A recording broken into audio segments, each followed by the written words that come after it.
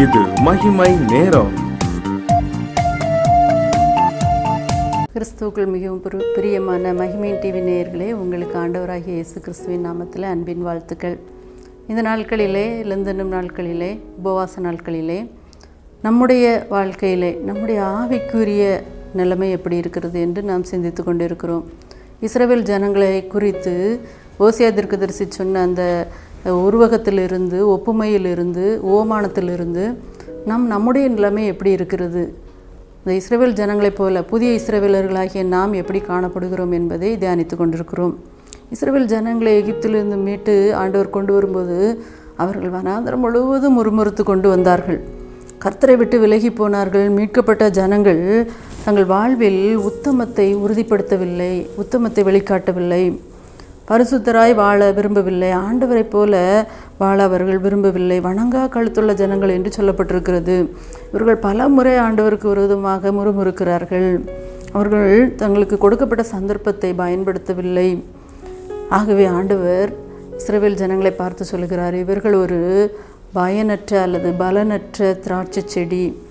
பலனற்ற திராட்சை செடி. திராட்சை செடி என்பது நாம் பார்க்கிறோம், அது இஸ்ரவேல் ஜனங்களுக்கு மிகவும் முக்கியமான ஒரு காரியம். அவங்க தேசத்தில் அதுதான் நாட்டின் சின்னமாக இருக்கிறது. கதவுகளில் இந்த திராட்சை செடிகளுடைய படங்கள் பொறிக்கப்படுகிறது. ஆலயங்களிலே மக்களை உபசரிப்பதற்கும் சுத்திகரிப்பதற்கும் விழாக்களிலும் விருந்துகளிலும் எல்லாவற்றிலும் இந்த திராட்சரசம் என்பது மிக முக்கியமான ஒரு பொருளாக கருதப்படுகிறது. ஆனால் இந்த திராட்சரசம் கிடைக்க வேண்டும் என்றால் இந்த திராட்சை பழங்களிலிருந்து அவைகள் காலால் மிதிக்கப்பட வேண்டும், அவைகள் பிழியப்பட வேண்டும். ஆமாம், நம்முடைய ஆண்டவராகிய இயேசு கிறிஸ்து பயனுள்ள மெய்யான திராட்சை செடியாக இருந்தார். எப்படி அவர் தன்னையே உடைத்து அவருடைய இரத்தத்தையே நமக்கு கொடுத்தார்.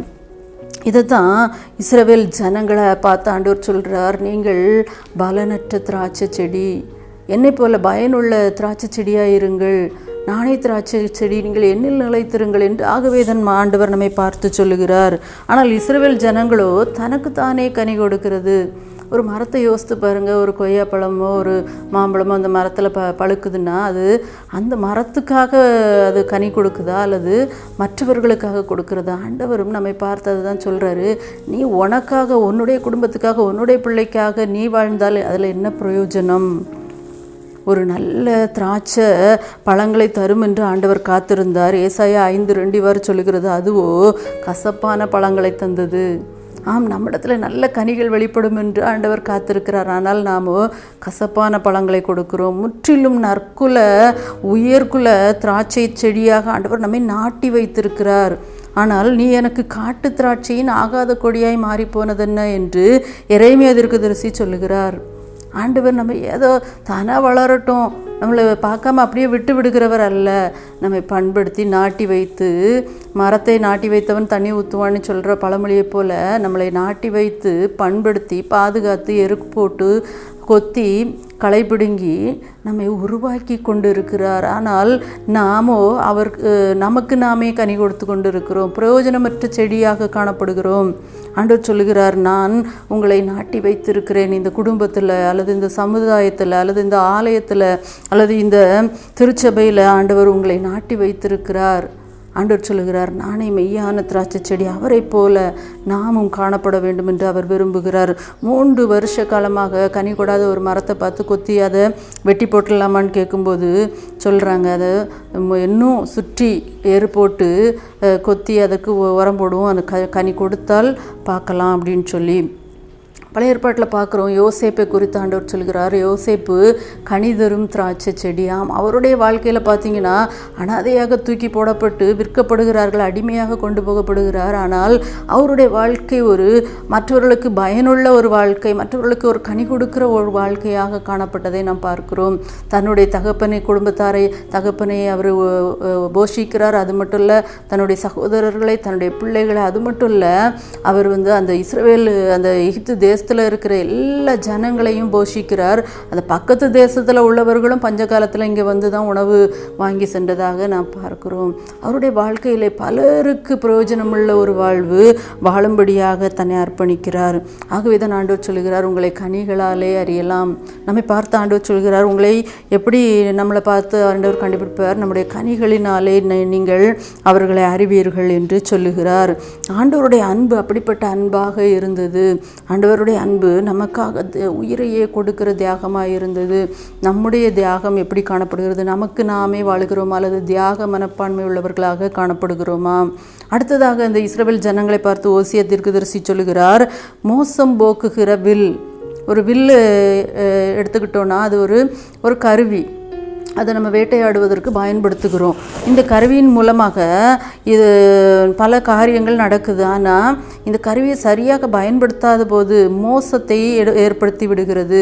குறி தவறும்போது அது வருத்தத்தை ஏற்படுத்துகிறது, பாதிப்பை ஏற்படுத்துகிறது. ஓசியா தீர்க்கதரிசியில் 7:16 வரை சொல்லுகிறார் ஆண்டவர், திரும்புகிறார்கள் ஆனாலும் உன்னதமானவரிடத்தில் அல்ல, மோசம் போக்குகிற வில்லை போல் இருக்கிறார்கள். அவங்களுடைய நோக்கம் தவறாக இருக்கிறது. அவங்களுடைய எண்ணம், அவங்களுடைய குறிக்கோள், அவர்கள் தவறாக வழி விலகி செல்லுகிறார்கள். ஒரு அம்பை போல எந்த நோக்கத்திற்காக செலுத்தப்படுகிறதோ அதை விட்டு வழி விலகி செல்லுகிற ஒரு மக்களாக இந்த இஸ்ரவேல் ஜனங்களை ஆண்டவர் பார்க்கிறார்.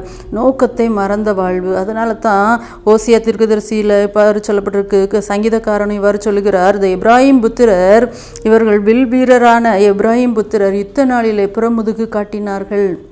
ஆம், நம்முடைய வாழ்க்கையில் ஆண்டவர் நமக்கு கொடுக்கப்பட்ட அந்த வாழ்க்கையின் நோக்கம் என்ன என்பதை உணர்ந்து சரியாக செயல்படுகிறவர்களாக இருக்கிறோமா? ஆண்டவர் நம்மை அனுப்புகிற அந்த காரியம், நோக்கம் ஆகியவற்றை நம்மை வைத்திருக்கிற காரணத்தை நம்ம புரிந்து கொண்டு சரியாக செயல்படுகிறோமா? ஒரு ஐடாஸ் கடரை எடுத்துக்கிட்டிங்கன்னா அவங்களுடைய வாழ்க்கையில் அவங்களுடைய நோக்கத்தை உணர்ந்து கொண்டார்கள். கர்த்தர் எதற்காக இந்தியா கொண்டு வந்தார் என்பதை உணர்ந்து கொண்டார்கள். ஒரு பெரிய சிஎம்சி வெள்ளூர் மருத்துவமனையை உருவாக காரணமாக இருந்தார்கள். வில்லியம் கேரி இந்தியாவை தாரும் என்று ஜெபித்தார். அதே போல் அந்த மக்களுக்காக என்ன செய்தார்? அவர் முழுவதுமாக தன்னை அர்ப்பணித்ததை நாம் பார்க்கிறோம். அடுத்து ஆண்டவர் சொல்லுகிறார், இந்த இஸ்ரவேல் ஜனங்கள் தனித்து திரிகின்ற காட்டு கழுதை. அவர்கள் தனித்து திரிகின்ற காட்டு கழுதையைப் போல அசீரியர் அண்டைக்கு போனார்கள். எப்ராஹிம் தேசத்தாரை கூலிக்கு பொருந்தி கொண்டார்கள். ஆண்டவர் சொல்கிறார், நீங்கள் என் ஜனங்கள், நான் உங்கள் தேவன் என்று சொல்லியிருக்கிறார். ஆனால் ஆண்டவரை மறந்து கால் போன போக்கிலே உலக பிரகாரமான மக்களை நம்பி, உலக பிரகாரமான காரியங்களை நம்பி சென்று கொண்டிருக்கிற நம்மை பார்த்து ஆண்டவர் சொல்லுகிறார், காட்டு கழுதைகளாக இருக்கிறோம், தனித்து திரிகின்ற காட்டு கழுதைகளாக இருக்கிறோம். இஸ்ரவேலிலே வனாந்திரத்தில் வழி நடத்தின ஆண்டவர் சொல்லுகிறார், உன்னை நான் கால் வீங்க பண்ணவும் இல்லை, உன்னை சுகமாய் நடக்க பண்ணினேன். நீ அந்த கர்த்தரை விட்டு மாயையை பின்பற்றி வீணராய் போனீர்கள். மாயை பின்பற்றி வீணராய் போனீர்கள். நன்மையை தீமை என்றும் தீமையை நன்மை என்றும் சொல்லி, இருளை வெளிச்சம் என்றும் வெளிச்சத்தை இருளென்றும் சொல்லி, கசப்பை தித்திப்பென்றும் தித்திப்பை கசப்பென்றும் சாதிக்கிறீர்களா? ஆண்டவர் நம்மை பார்த்து தான் சொல்லுகிறார், இஷ்டத்துக்கு விடப்பட்ட காட்டுக்கழுதையைப் போல வனாந்திரத்தில் பழகினதும் தன் இச்சையின் வெறியினாலே காற்றை உட்கொள்கிறதுமான காட்டுக்கழுதை நீ. அதன் ஆவலை நிறுத்தி அதை திருப்புகிறவன் யார் என்று ஆண்டவர் சொல்லுகிறார். ஆண்டவர் நம்மை மிகவும் ஒரு உன்னத நோக்கத்தோடு, ஒரு குறிக்கோளோடு நம்மை வைத்திருக்கிறார். அந்த குறிக்கோளை நாம் உணர்ந்து செயல்படுகிறோமா? ஜெபிப்போமா?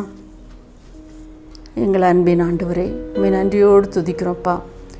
இந்த நாளிலும் ஆண்டவரே, எங்களுடைய ஆவிக்குரிய நிலைமையை உணர எங்களுக்கு கொடுத்த கிருபைக்காக நன்றியப்பா.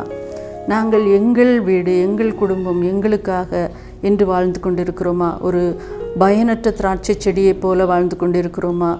ஒரு மோசம் போக்குகிற வில்லாக எங்களுடைய குறிக்கோள், எங்களுடைய வாழ்க்கையெல்லாம் அது பாழானதாக, மற்றவர்களை பாழ்படுத்துகிறதாக அல்லது தேவையற்றதாக, ஆண்டவரை விட்டு வழி விலகி போகிறவர்களாக காணப்படுகிறோமா? அல்லது நாங்கள் எங்களை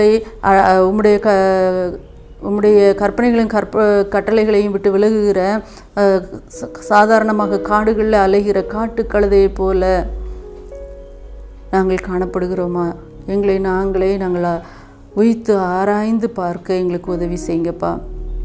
இந்த காரியங்கள் எல்லாம் ஆண்டவர் எங்களுடைய வாழ்க்கையில் ஆவிக்குரிய வாழ்க்கையில் இந்த குறைபாடுகள் எல்லாம் காணப்படுமானால் அதை எங்களுக்கு நீங்கள் சீர்பொருந்தி சரிப்படுத்தி ஆண்டவரே நீங்கள் கொடுக்க வேண்டும் என்று ஜெபிக்கிறோம். இதை கேட்டுக்கொண்டிருக்கிற ஒவ்வொருவரோடும் நீங்கள் இடைபடுங்கப்பா.